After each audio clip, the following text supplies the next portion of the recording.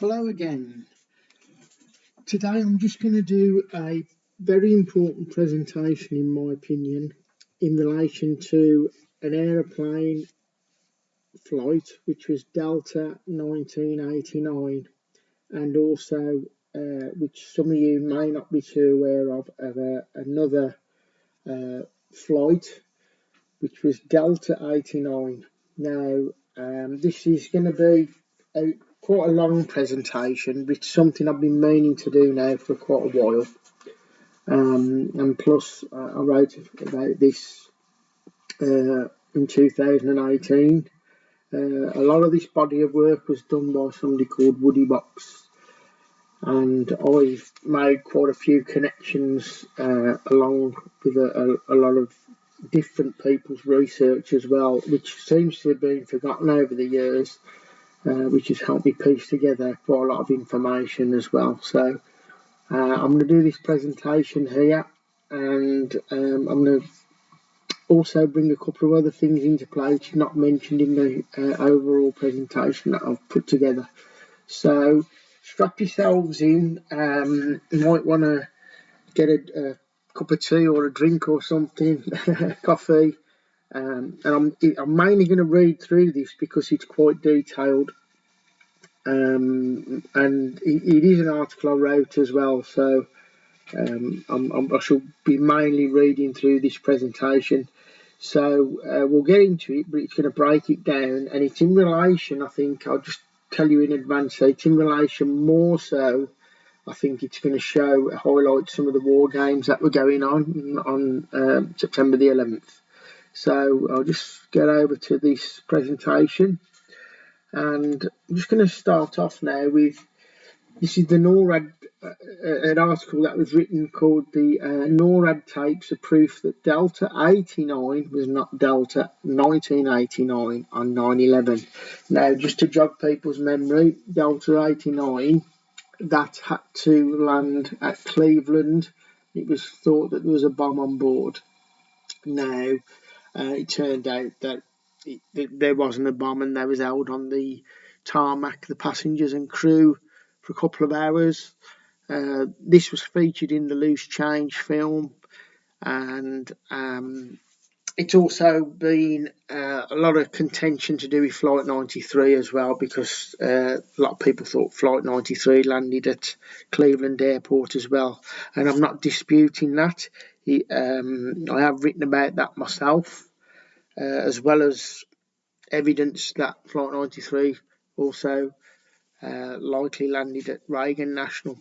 So I'll just get on with this. So just strap yourselves in, and here we go. So 3 minutes after the Pentagon was hit, a strange aircraft with a call sign Delta 89 popped up on the radar screens of the Air Defense Commander Kevin Nasefene crew. It signalled a hijacking and was tracked by NEADS for 3 minutes before it suddenly disappeared again. In the official story, Delta 89 doesn't exist. Better to say, for the 9/11 Commission, as well as the authors Michael Bonner and Lynn Spencer, touching history, the plane tracked by NEADS as Delta 89 was in fact Delta 1989 and nothing more than a case of sloppy communication. However, this is impossible. It is easy to show that apart from the different call sign, Delta 89's transponder code, flight plan and flight path differed from Delta 1989, and the evidence is present on the NORAD tapes. So just to sum up on that one there is, we're going to look now through the NORAD tapes, because there is different information to do with these two flights. So we'll move on to the next slide. To demonstrate why Delta 89 was not identical with Delta 1989, I shall go through the NORAD tapes step by step and comment on them. However, before starting the analysis, we need to get a rough understanding how NEADS radar works, as it is quite different from the FAA radar. Lynn Spencer explains in her book Touching History, page 32. So I'm just going to go through what was written in Lynn Spencer's book Touching History and a paragraph. Slow and cumbersome and not nearly as user-friendly as more modern equipment, the NEAD's monochromic radar displays are not designed to take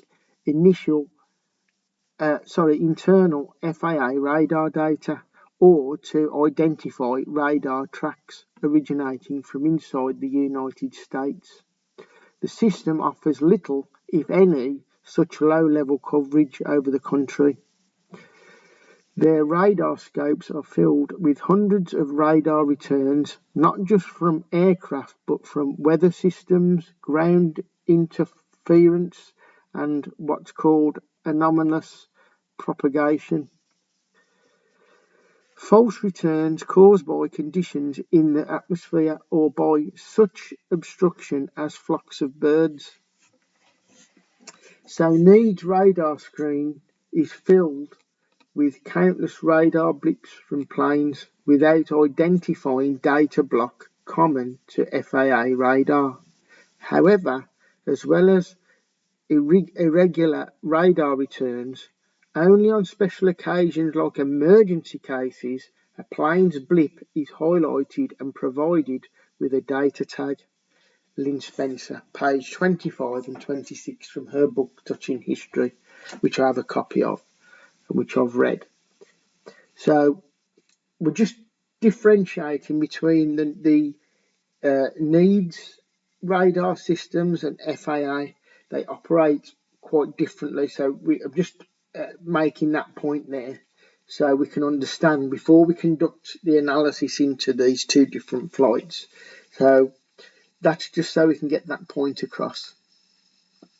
So just to sort of add to that is pilots have three special transponder codes that they can dial in. 7,500 for a hijacking, 7,600 for a loss of radio, and 7,700 for other emergencies. Any of them will cause aeroplanes' tags to light up on his radar screen, but he doesn't see any such thing.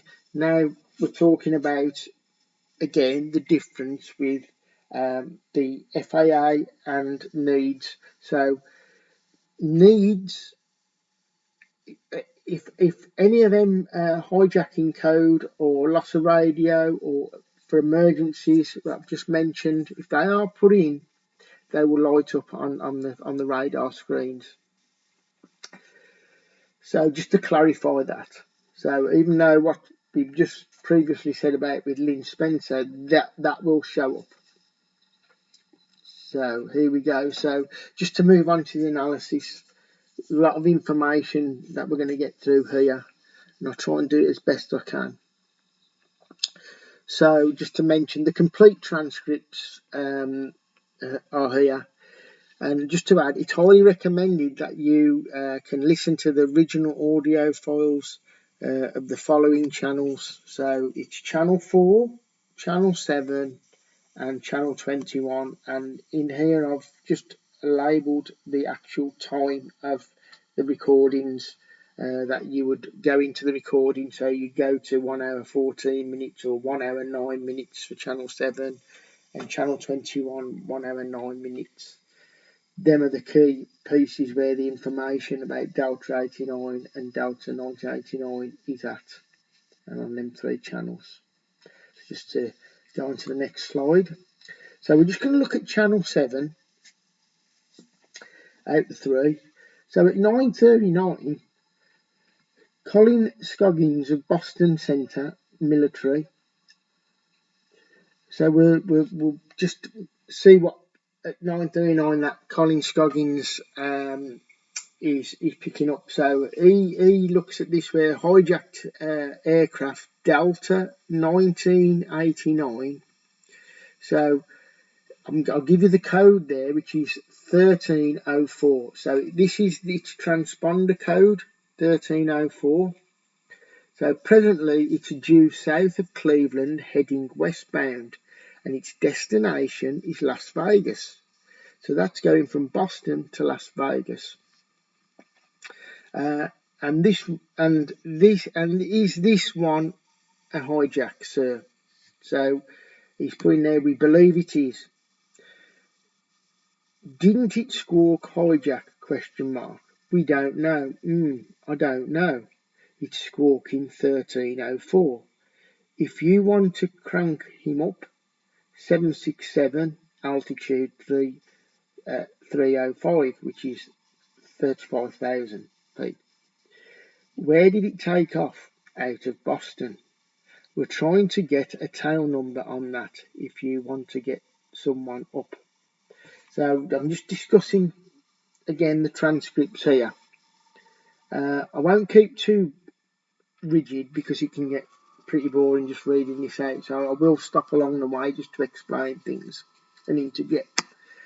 So 90 seconds before Delta 89 appears on stage, Needs receives a verbal message from Colin Scoggins, the military liaison controller at Boston Center, regarding Delta 1989.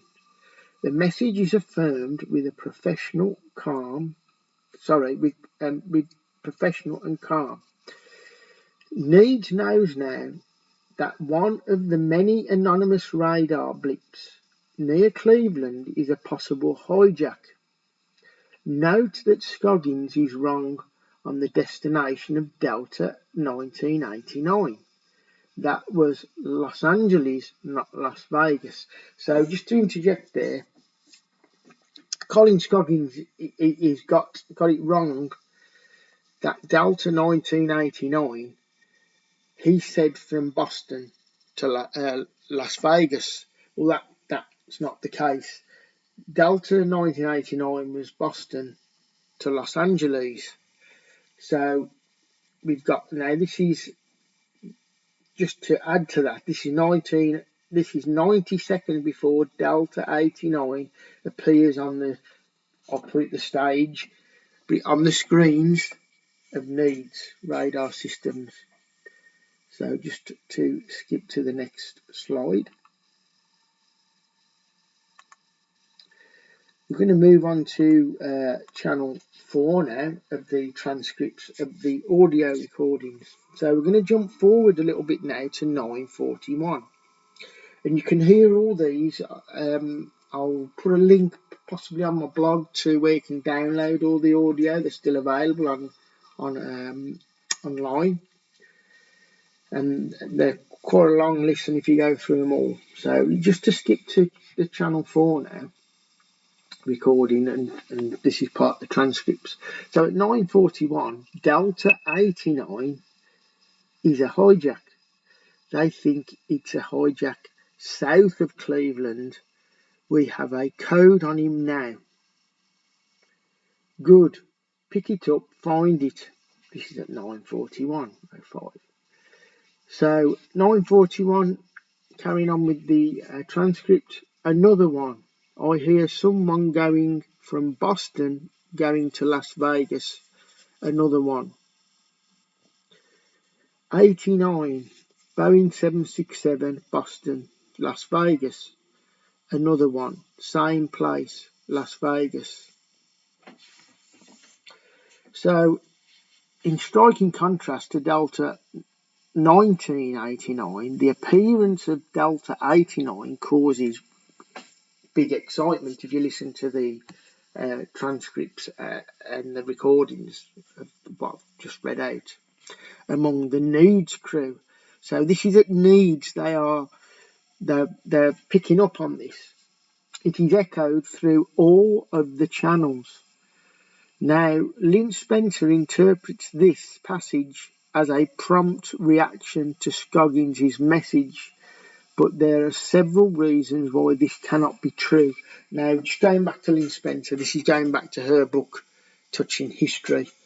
In her book, she interprets that particular passage as a prompt reaction to Scoggins' message, which I read out earlier. But there's several reasons why this cannot be the case. You see, what's happening here is they're trying to say that this Delta 89 is just a mishap.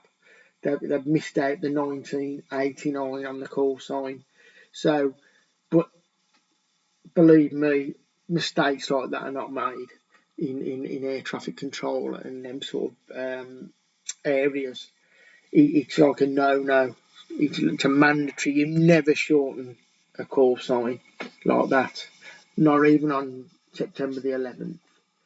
So just to add with this bottom paragraph now on the presentation, the different call sign. Needless to say, transmitting the correct call sign of an aircraft is an absolute must in aeronautical communication.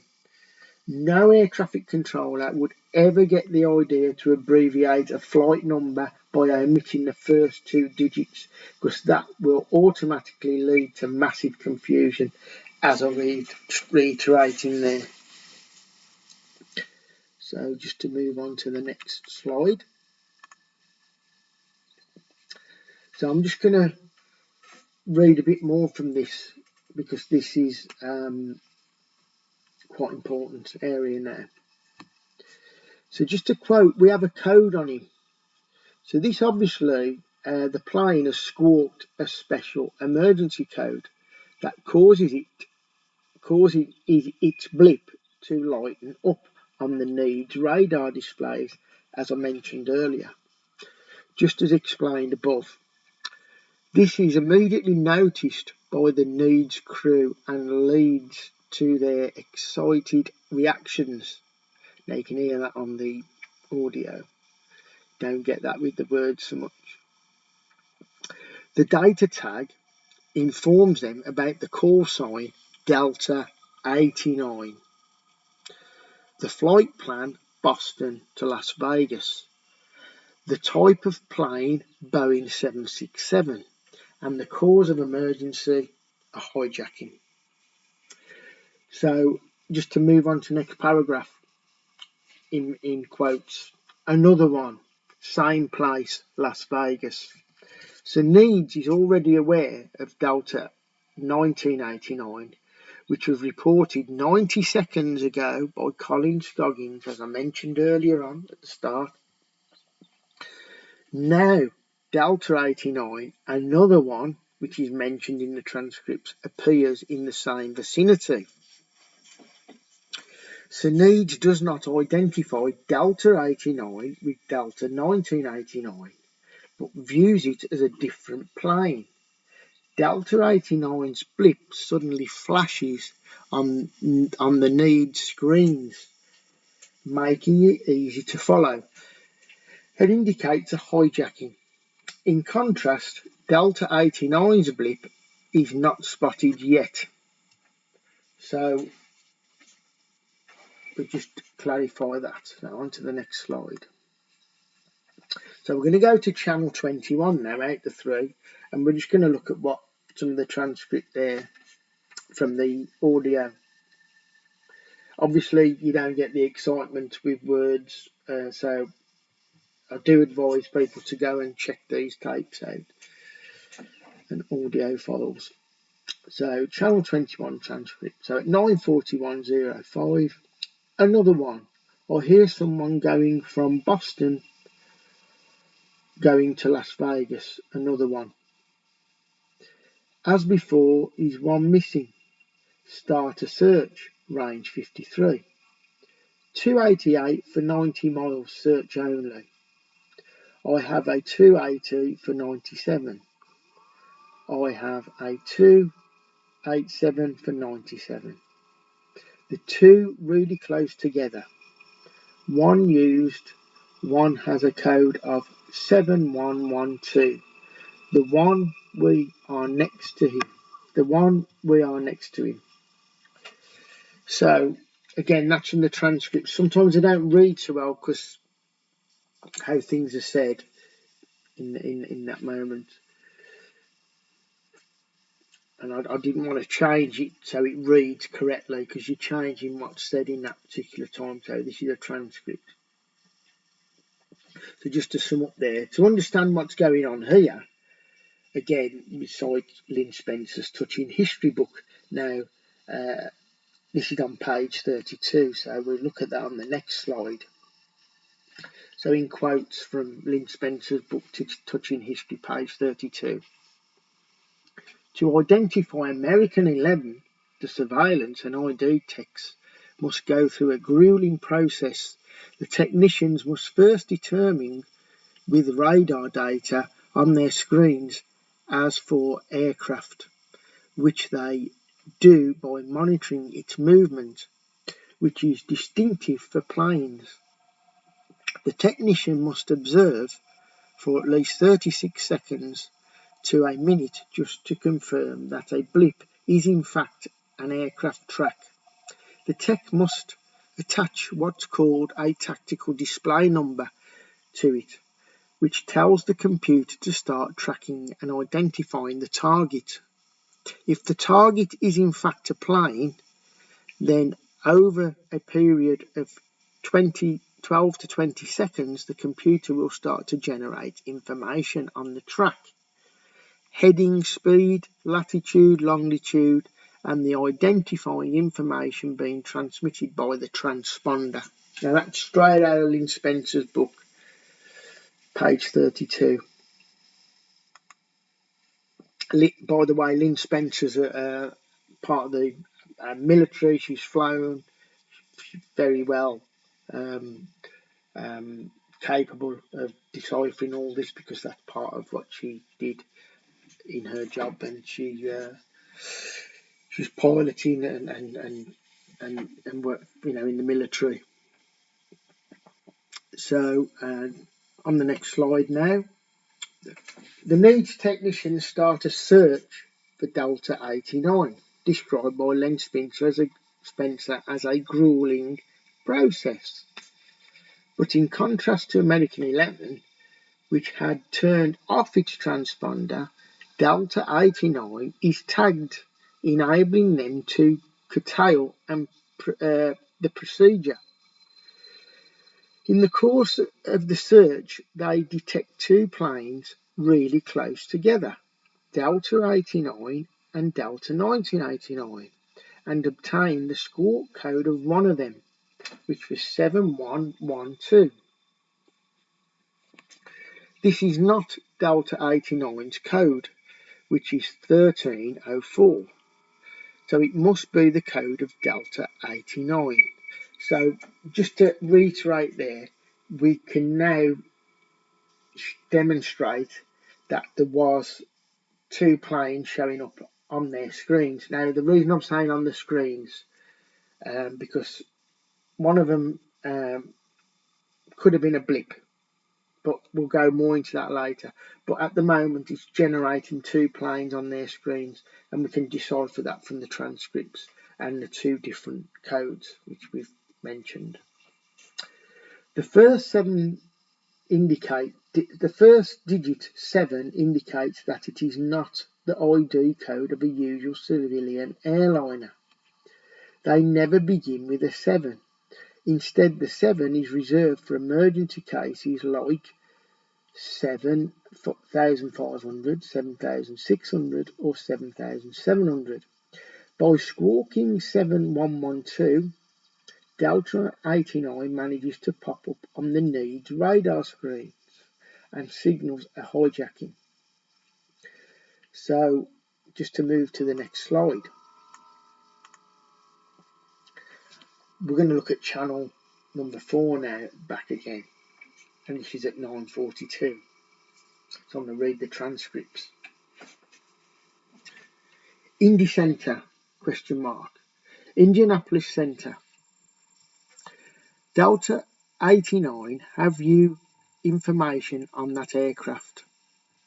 I want to give you a heads up. This is another hijacked aircraft, Boston to Las Vegas, with a mode 3 of 1304.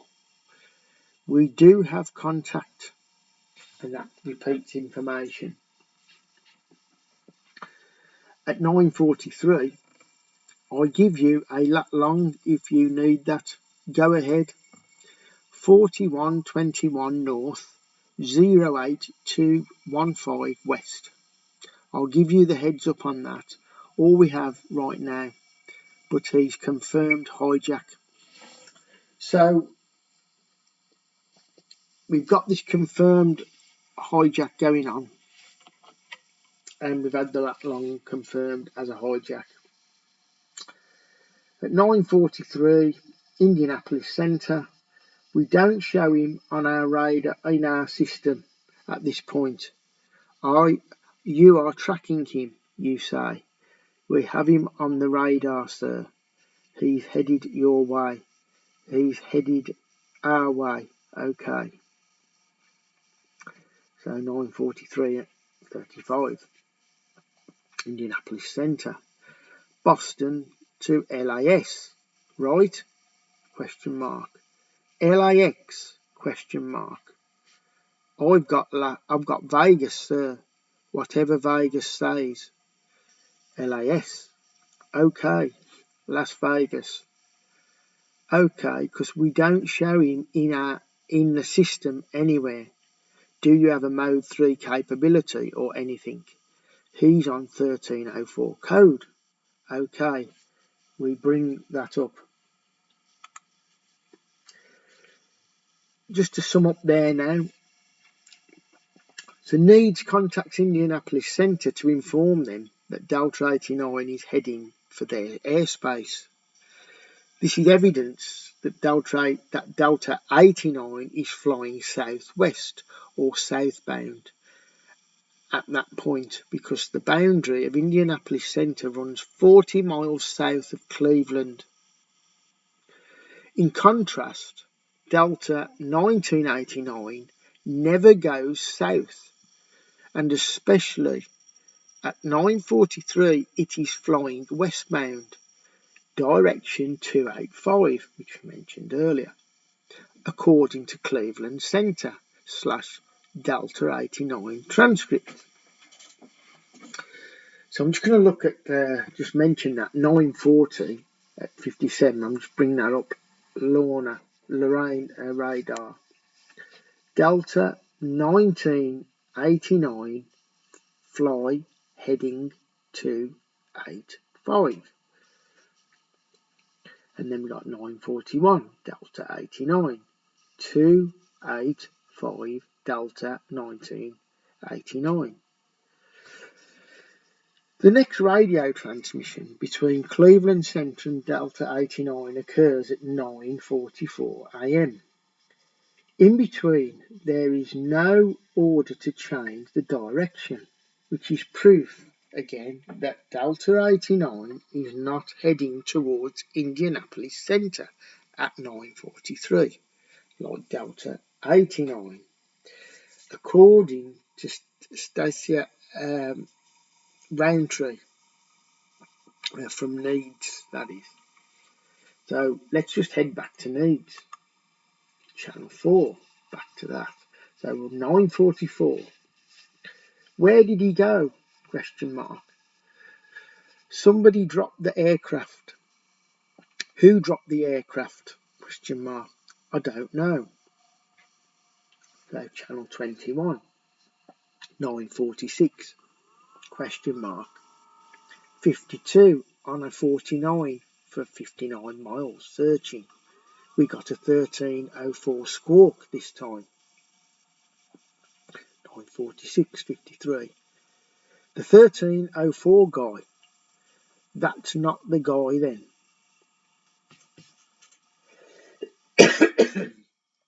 Pardon me. At 9:44, Delta 89 is suddenly lost. NEADS doesn't know where it's gone and is unable to track it. Obviously, the pilot has turned off the transponder, making himself virtually invisible. The radar technicians resume the search. At 9:46:25, they are able to identify an eligible blip, but it's Delta 89 this time.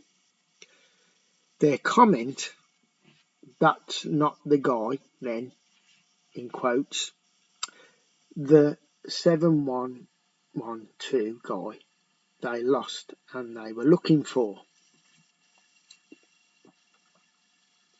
So I just want to move on now, because it's time to sum up the data and put this in front of you to see the difference between the two flights, because there's a lot of information I've read out there. It's difficult reading this out because it's so quite detailed. You know, this is sort of information to read on my blog, which is part of the article which I did, and it's also detailed more than just trying to explain this briefly. As I said, there's a lot of information, but when you break it down in front of us, like on this slide from my presentation, it makes a bit more sense. So we're going to look at the call sign Delta 1989 and Delta 89. So the flight plan for Delta 89 was Boston to Los Angeles. For Delta 89, it was Boston to Las Vegas. The squawk code for Delta 1989 was 1304. The squawk code for Delta 89 was 7112. The direction at 9:43 am was westbound for Delta 1989, yet for Delta 89 it was southwest/southbound. And the transponder codes for Delta 1989 continuously was working, but for Delta 89 turned off at 9:44 am. So this sort of breaks it down so you can see clearly what's going on and sums it up quite quickly. So just to add here, I'm just going to read this out because it just poses the questions really and sums things up.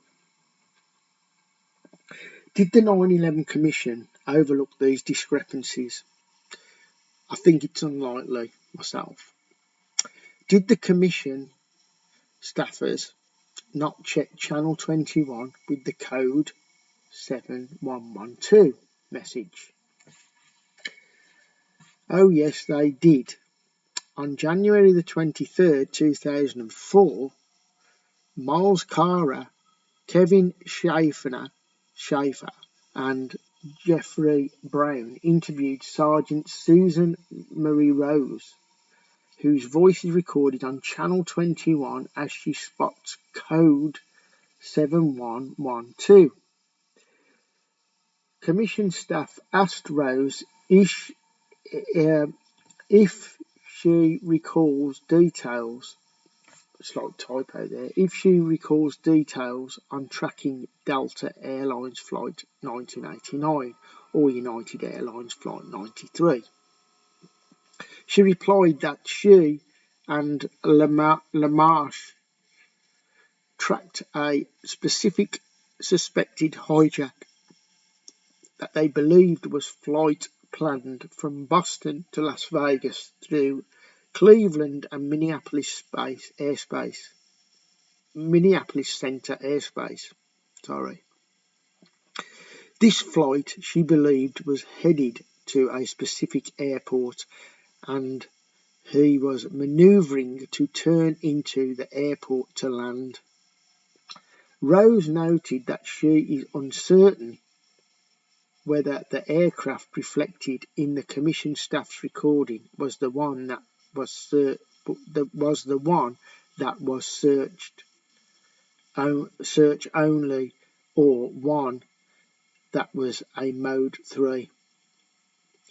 She surmised there being two aircraft that they followed based on listening to the tapes in which she pointed out a Mode 3 squawking 1304.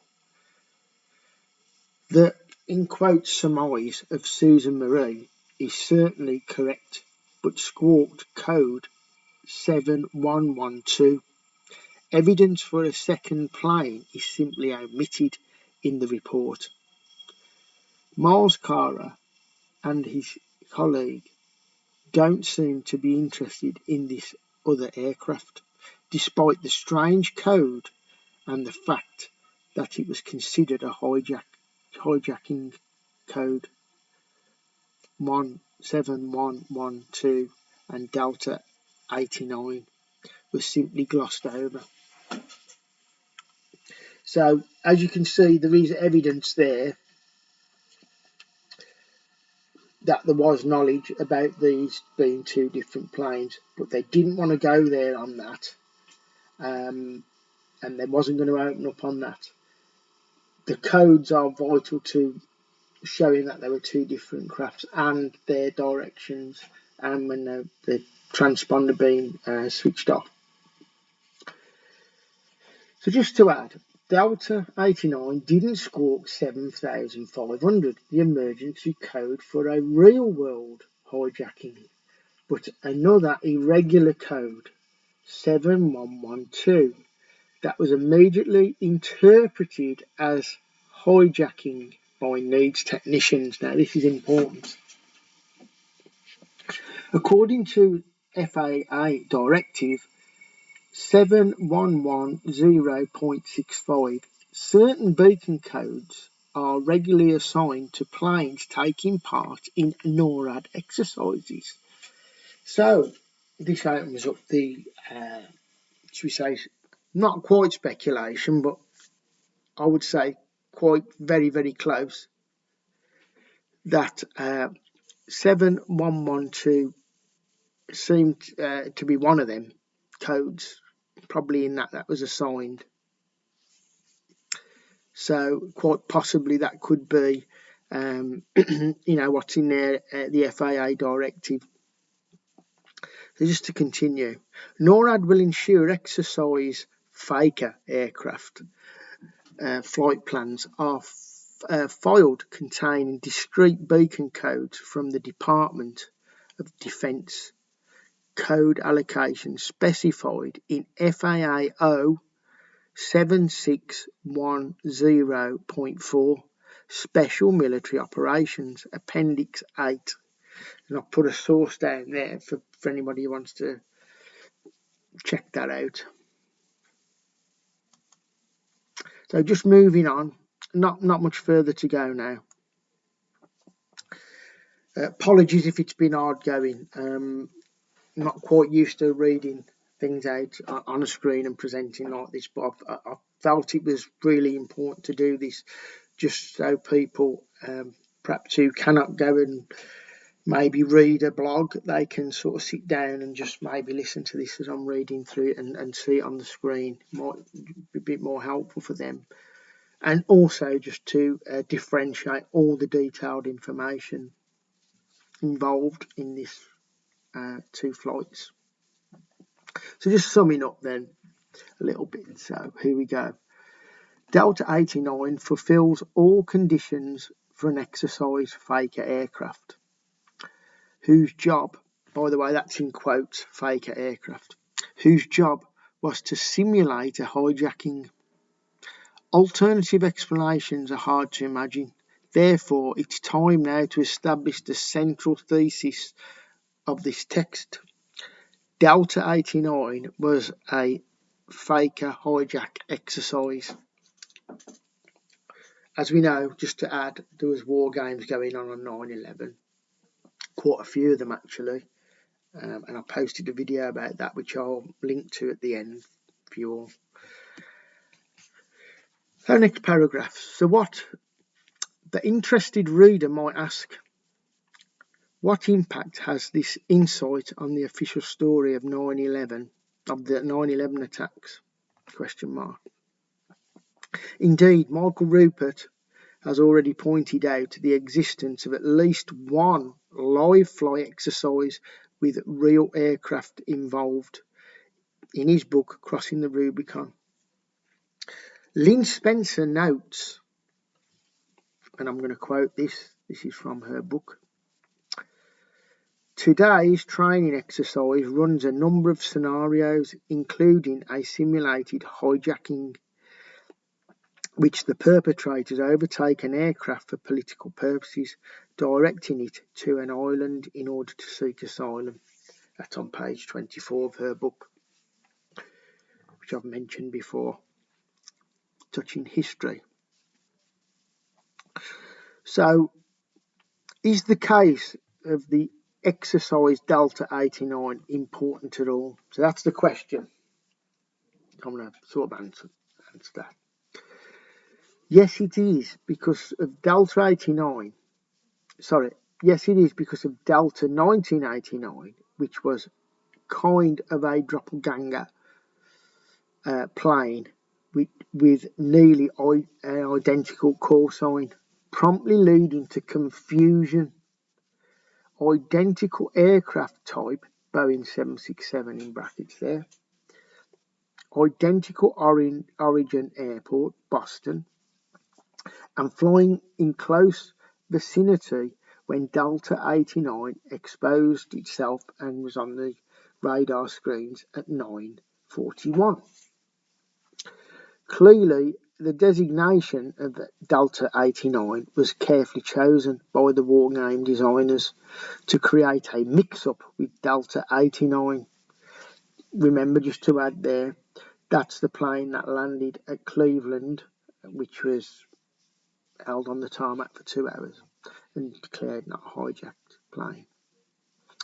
This is the first indication that the ongoing exercises interfered with regular civilian air traffic. So the evidence there for that, which was played down in the commission hearings by all the generals, colonels. In fact, I've got some of them on my YouTube channel.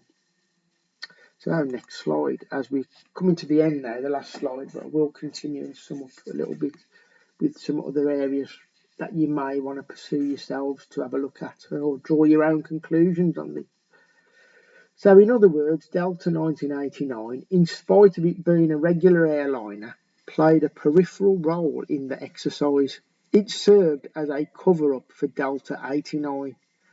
At first, need was alerted by Delta 89, and when this plane stopped squawking and disappeared, the attention shifted to Delta 1989, which was closely observed until its landing in Cleveland. Half an hour after Delta 89, another mysterious airliner in distress landed at Cleveland Airport, just like Delta 89. Its existence seemed to have been covered up though, merging it with Delta 1989, a doppelganger case again. This naturally leads to the question whether the Erie Cleveland plane was identical to Delta 89. Indeed, there are surprising congruencies. So, just to list these below as we finish off. Both planes were reportedly a 767. Both planes were reportedly coming from Boston, and both planes were suspected of being hijacked. Both planes were covered up by Delta 89. So that is part of quite a lengthy presentation. You can read there's some more in-depth on the article, which was written on the 28th of December 18 at my blog, which I think outlines pretty much what I've sort of read out there.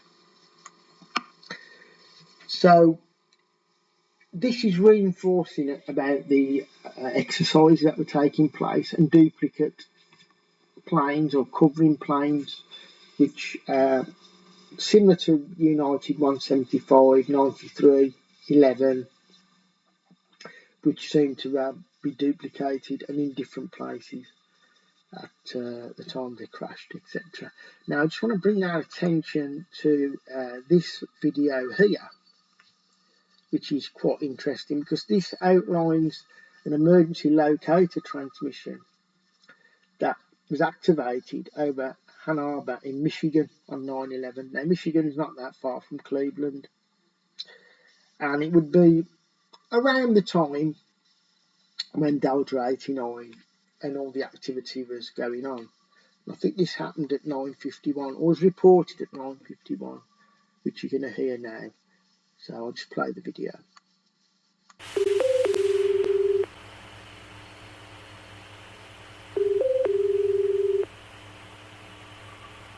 Cleveland TMU. Hey, can you have the military guy pick up? All right, thank you, sir. You got anybody there? Yeah, what can I do for you? They got an ELT reported over Ann Arbor. An ELT over Ann Arbor, roger. Started at 1353. 1353. Thank you. Wait a minute, that don't make any sense. Yeah, it does. It might have been late to be Okay, well, they got an ELT reported over Ann Arbor. over Ann Arbor. Roger, thank you, sir.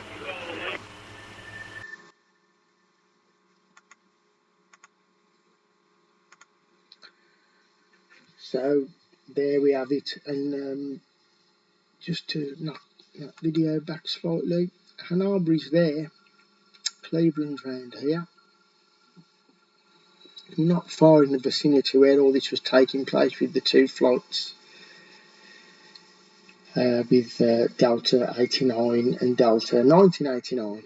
So also we have 93 flying, which appeared to carry on according to aircraft data in this vicinity. So just to mention that. So that's something you may want to look at there. That is on my channel posted if you go through the videos and check for that. Also, you may want to check for this video here called 9/11 War Games documentary. It's worth a watch. It goes into some depth from my own research that I've looked into, and videos I have posted previously where I've spoken about some of these. I think it was up to perhaps 20 planes that were squawking hijack codes on 9/11. Obviously there was some type of major exercises going on. Some of them have been admitted, some of them haven't. I think there's lots that we don't know, but we're trying to again get to the bottom of that and find things out. We know about Amalgam Virgo 02, which was scheduled for June 2002, which involved employees from Delta Airlines and FBI agents simulating hijackings, and FBI agents as terrorists, and real Delta employees involved in these simulations. So it's not beyond the imagination. If they were planning that in 2002, it's very possible that that was what was unfolding on 9/11. As I've said before, 9/11 was not this normal aviation day as we've been led to believe. There was lots going on. It was not a usual day in aviation, which they like to have people believe. There was lots of exercises happening, and a good few from my research seem to suggest that a lot of them involved hijacking planes. To what we can really find out about that, whether some of these passengers were involved in that or unwittingly caught up in that situation, we may never know, but we can only keep trying to get to the bottom. It is interesting that, and I'm not suggesting that any of the families are fake. I do suspect some of them. I don't want to name them, but I do suspect perhaps some of them knew about this being an exercise. Some of the reactions are questionable, and a lot of you probably know who I may be referring to there. Don't really exhibit the type of emotions and physiology of somebody who's bereaved in interviews, which leads me to question some of those. I have found out that many of the wives of some of the people actually on the planes, like the pilot and passengers, that they were either flight attendants for United or worked for Delta or American Airlines. May not be a link there. There may be a link. It's other avenues to explore, and try and clarify. That's all we can do. But where I'm at now, I just don't believe that the planes that were named on 9/11 crashed into any of those targets. I think the evidence is quite thin on the ground for that. Again, got to address lots of areas about that to do with the debris, which I hopefully will get round to doing. But I hope you've all get something from this presentation that I've put together today, and I'll try and do another presentation, perhaps a little bit shorter. I wanted to get this one out of the way because it's quite detailed, and I just felt everybody needed to know about this particular events that was going on with Delta 89 versus Delta 1989. As I say, you can read for yourself that it's on my blog site. So I'd just like to leave you all with that. Any thoughts or comments, feedback? Just to let you know, I don't do presentations normally, so it's a bit ad hoc and on the spur of the moment. But at the end of the day, I did my best to try and get the message across. So don't be too brutal with me. So I'll leave you all with that. Have a great day all, and keep in touch, and bye for now.